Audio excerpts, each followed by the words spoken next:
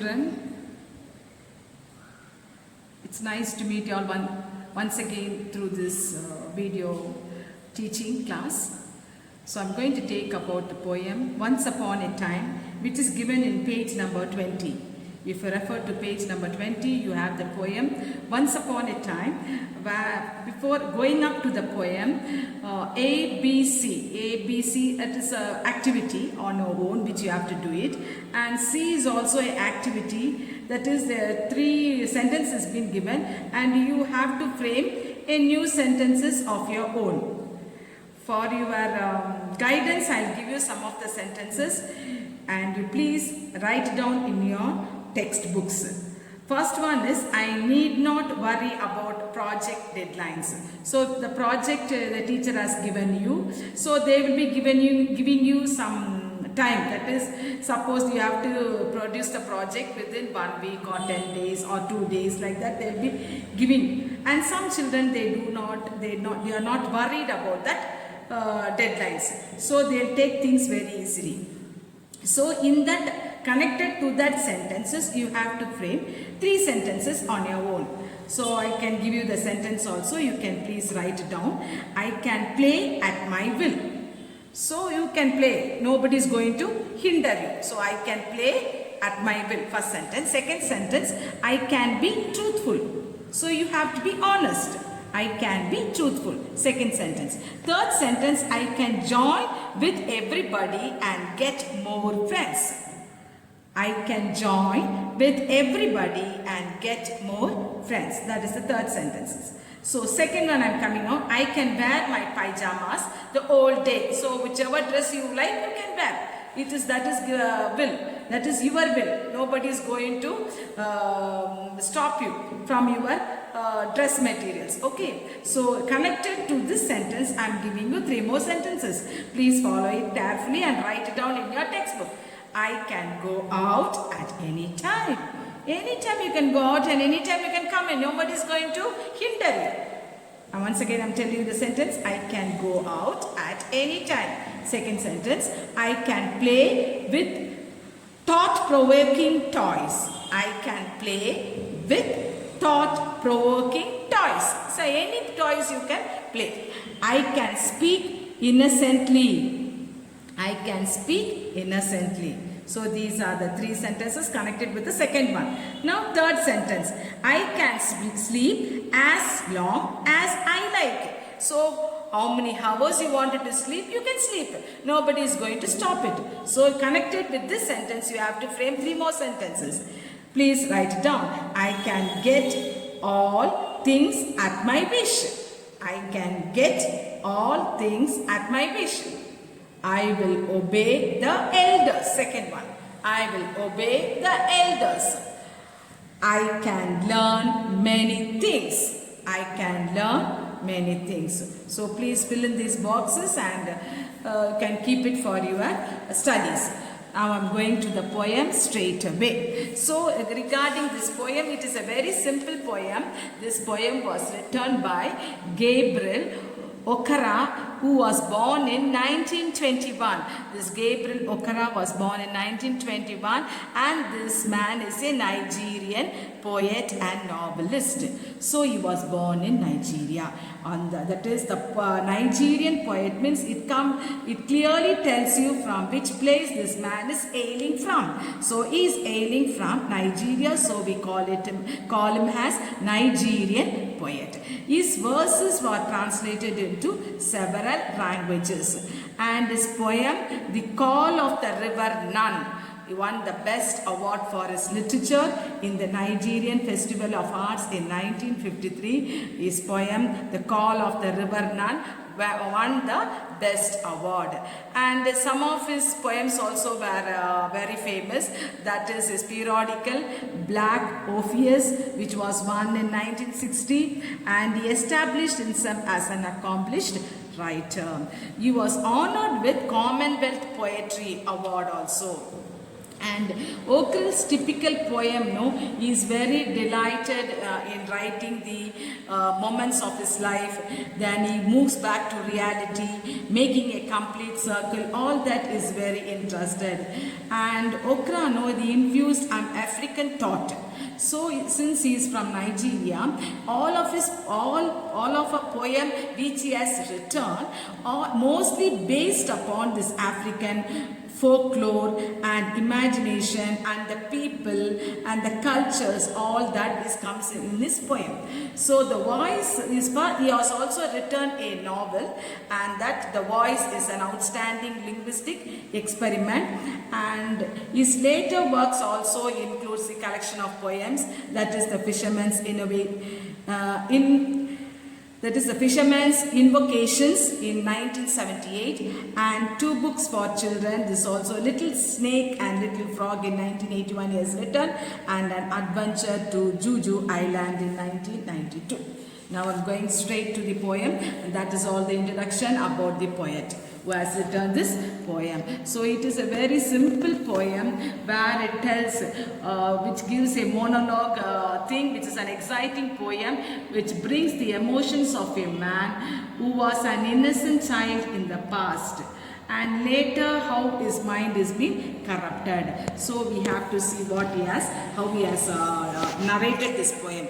Once upon a time, son. So this poet is narrating this poem to his son. So once upon a time, son, they used to laugh with their hearts and laugh with their eyes, and now they only laugh with their teeth, while their eyes block cold eyes, search behind my shadow. So what he is telling, once upon a time, they used to laugh with their hearts and laugh with their eyes. That is, the people's reveal their laughter in a very innocent manner. What is in their heart, they reveal outside. But nowadays, when they laugh means something bad is in their heart, and they laugh outwardly in order to please us. So that is, laugh is a hypocritical laugh, that is. So that type of laugh only now we are witnessing in this world. And now, but now they only laugh with their teeth. So only with their teeth we are laughing. Their laugh is not from that down deep inside their heart. So what is laugh with their teeth? Let me see. Laugh with that means a fake laugh, you can call it as, because it's a meaning, it's given in the page number 22. Laugh with their teeth means it is a fake laugh, laugh without associated emotions. So it is a fake laugh, it is a duplicate laugh. So you cannot judge that laugh. Okay, next sentence is eyes block cold eyes. So what is that meaning of it? Eyes lacking a feeling of warmth or endearing expressions. So in the eyes itself, it tells you that you are not truthful, you are an hypocrite. Like that now the people have changed their minds. Search behind my shadow. People are hypocritical and they don't mean what they say. So this first para itself, it clearly tells us, gives us a right expression that nowadays the people are not sincere, they are not truthful, they are not honest, they are lacking all these good qualities. Now they are hypocrites. Outwardly only they are laughing. So the first 6 lines portrays that humans laugh in the present days. It is an hypocritical laugh. So we should not believe that. Second para I am going. There was a time indeed they used to shake hands with their hearts, but that's gone, son. Now they shake without hearts, while their left hand search my empty pockets. So there was a time before days, no, when we hug or we shake hands with anybody, we'll do it in a down deep in our heart, and that type of shaking hands and expressing our love, it comes from our heart. But nowadays this also is vanished.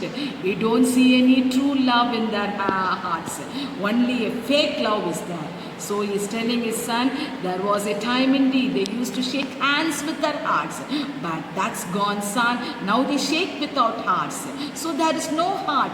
Without hearts only they are shaking their hands. So while their left hand search my empty pockets. Let's see what is it. Evaluating the narrator's worth and power on calculating how he could be exploited. So they are doing that as how they can exploit a person. That type of thinking that type of thinking is in the human's heart. Going to the third one, feel at home, come again. They say, and when I come again and feel at home once, twice, there will be no thrice. For then I find doors shut on me. So feel at home, come again. They say when I come, and when I come again and feel at home once, twice, there will be no thrice. For then I find doors shut on me. So they tell outwardly, you can come to my place. When we go to that place, once or twice, they will keep quiet, and the third time while we are going means the doors will be shut. We cannot go and see such persons. So it is a hypocritical word which we are living. So I am going to the fourth para. So I have learned my many things, son. I have learned to wear many faces, like dresses, home face, office face, street face, host face, cocktail face, with all their conforming smiles, like a fixed portrait smile. So I have learnt many things, my son. So that is after learning from the people how they are laughing, how they are shaking their hands, and how they are inviting us, the way they tell, come to my place, and finally there will be nobody. So these are the things made me to change my faces also. So when we will change our faces, we change our dresses according to the occasions. When we go for a marriage house, we'll wear the marriage clothes. That is, and when we go for a simple functions, we wear the casual dresses. So this type of things we also having in our dress materials. The same thing also in face also we are changing. So cocktail face means, what is that cocktail face? Let me see. Face showing mixed emotions. Cocktail faces means each time we can change our face expressions. That is, when we are happy mood, we'll show a smiling face. When we are sad, we'll put a long face. When we are angry, again the face will be turned vigorous. So these type of mixed emotions we have in our faces. Then next we go to the fifth para. And I have learned to laugh with only white teeth and shake hands without my heart, and I have also learned to say goodbye when I mean good riddance, to say glad to meet you without being glad, and to say it's been nice to talking to you after being bored. So what is this? Now I learned how to laugh and how to shake hands with people and how to say goodbye and how to say glad to meet you. All this I have learned in an hypocritical way. That is, there is no expression, there is no true love in my heart. Without all this, I am just fakely I am embracing the people. I am going to the last para. But believe me, son, I want to be what I used to be. When I was like you, I want to unlearn all these muting things. Most of all, I want to relearn how to laugh. For my laugh is in the mirror, shows only my teeth like a snake's bare fangs.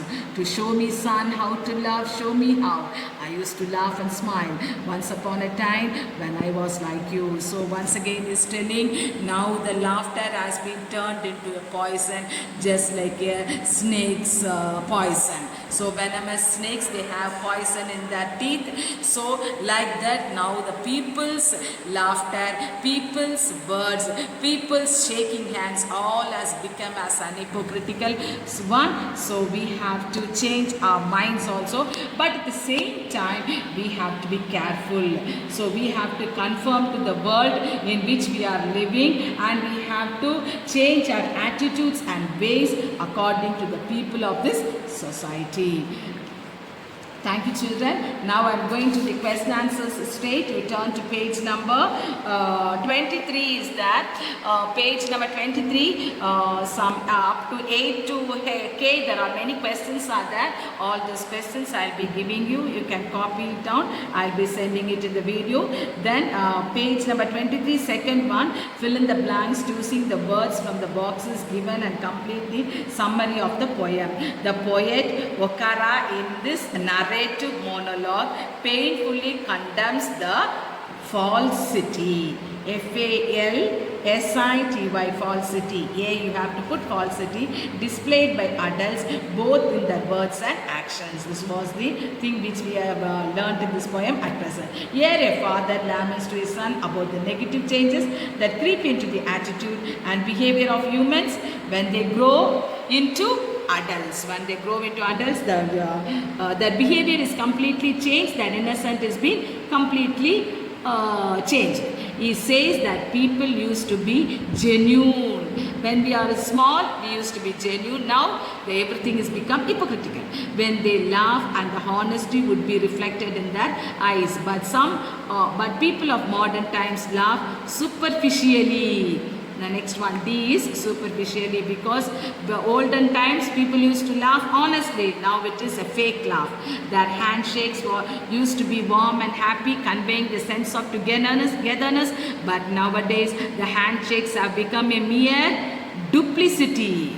Okay, please put duplicity. He warns his son that people are not trustworthy and have become so selfish, and they are concerned only about their own personal benefits.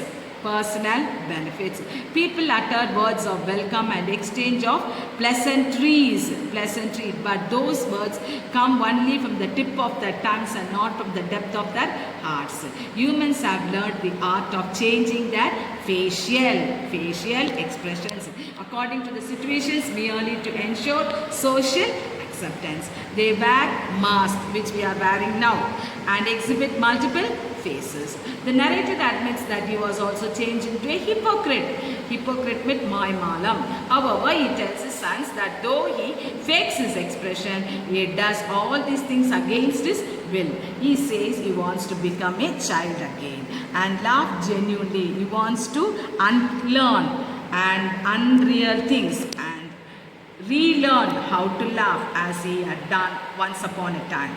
When he laughs before the mirror, he sees no expression. His teeth are bare like that of fangs of a snake. So he asked his son to show him how to laugh the way he used to laugh when he was a kid like him. So this was the complete summary of the poem, I should say. So some of the underlined dashes have been given. I have been filling up all the dashes. Please fill up all those dashes and I will give you the question answers. And now you turn to page number 24, that is interpret each of the following expressions used in the poem in 1 or 2 lines. You have to interpret laugh with their eyes and shake with their hearts, all that. You can write it on your own, no problem. Read the lines below and answer the questions that is given. That also you can explain the following lines with the reference to the contents. Now listening activity I will fill up and give you. That is, the first one is heater. That is, when the heater needs to be repaired, they have to hire a man. Father knows no word like frame. It is certain that father would restore the confidence of the family members. Father will not be able to mend a broken chair. The child expects their father to guide them in actions. So these are the things. Please study your lessons and the poem I will explain to you. Now I will give you the question answers. Thank you.